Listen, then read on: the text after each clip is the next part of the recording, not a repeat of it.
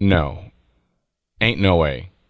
Ain't no way there's a possibility that Concord might actually come back.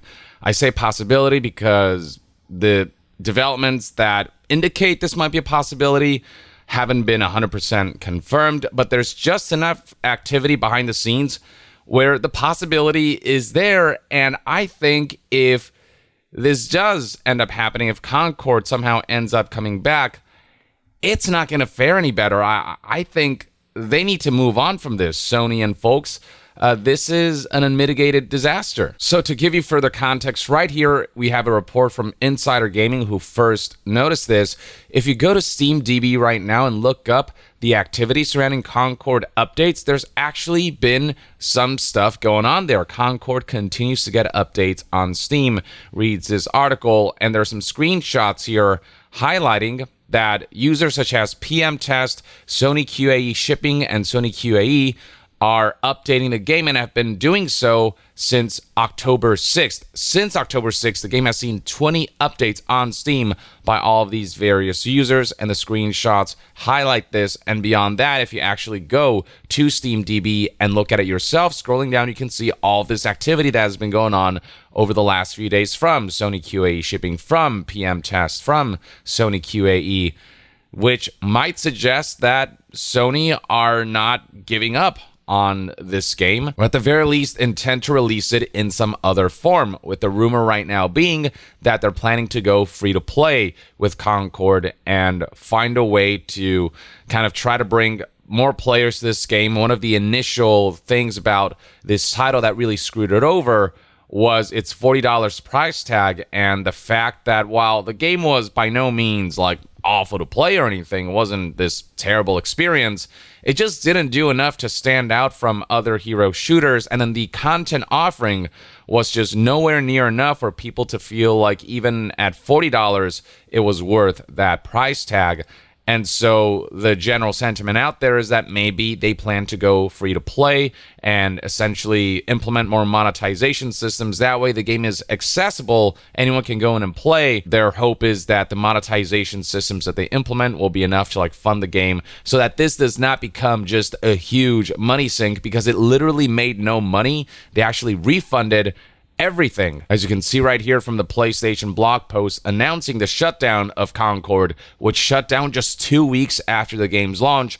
Concord sales will cease immediately. We'll begin to offer a full refund for all gamers who have purchased the game for PS5 or PC. No questions asked. Literally, this game made $0. But one other thing to note about this blog post is that they did put out the possibility that they might explore options, including those that will better reach our players. Now, I personally didn't take that bit particularly seriously because it just felt like such a far-fetched thing to happen for such a major disaster to see any kind of comeback. It is, I think, the worst live service AAA launch I've ever seen, period. And for them to try to invest further into this just seemed like a really terrible idea, or one that wouldn't really bear enough fruit for that kind of risk to be worth taking. But if this activity is anything to go by, if there is a possibility that Concord will come back, it is important to note what Sony is risking here. First of all, when the game did launch at the price tag of $40, these are the results that we saw. The game peaked at almost 700 players, and then it was just downhill from there. Even launching at low 5-digit numbers, all-time peak concurrent players, spells danger for a major AAA live service launch.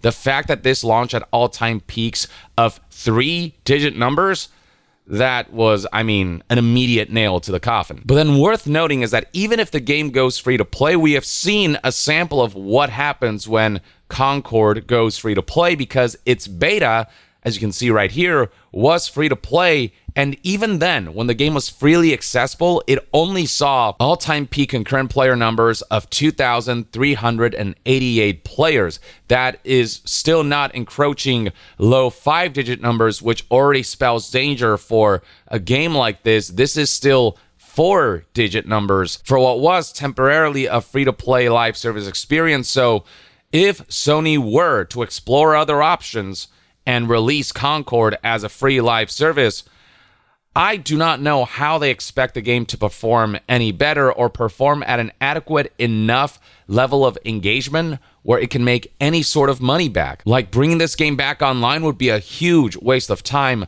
money, and resources. So I hope that the recent activity on Steam is not indication of Concord coming back, because it would just be such a stupid move, unless the plans for overhauling the game are so substantial that it basically feels like a new game launch when it does relaunch, if it does relaunch, a la, like A Realm Reborn. If this is Concord, A Realm Reborn, or a Galaxy Reborn, and the overhauling feels so substantial that it makes headlines and makes waves across the internet and it actually catches people's attentions, then maybe there's a chance. But then that is a huge investment for an IP that has a lot of negative optics behind it, that people are already kind of looking at with squinted eyes and not particularly optimistic about. And it's an IP that's brand new with a bad impression behind it. So, I mean, to say that it has a steep hill to climb would be an understatement. This is a cliff it has to rock climb. We're talking about a major PlayStation first-party AAA launch that garnered so little interest that it is estimated to have sold only 25,000 units across the board. So it made roughly $1 million, which then it had to give back because the game shut down 2 weeks after launch. And it is rumored that this game cost roughly $400 million to make across its numerous years of development. Do keep in mind that there are skepticisms surrounding this information. Journalists like Ethan Gatch have said that they've personally not been able to confirm the $400 million budget. Others have said that $400 million is just a ridiculous figure to report and that they don't believe this information is accurate. But Colin Moriarty has doubled down recently in another episode of his Last Stand Media podcast, saying that he is very confident that his source is credible and argues that the $400 million budget is not as far-fetched as you might think. He highlights how his source confirmed things like a leaked script for the next Tomb Raider game that's in development, which was confirmed to be a real leak when the leak got DMCA'd by Square Enix. That's a surefire way to confirm that a leak is true. Colin went as far as criticizing anyone who scoffed at the notion of a $400 million budget for Concord. He pointed out that they could have verified that information with their own sources.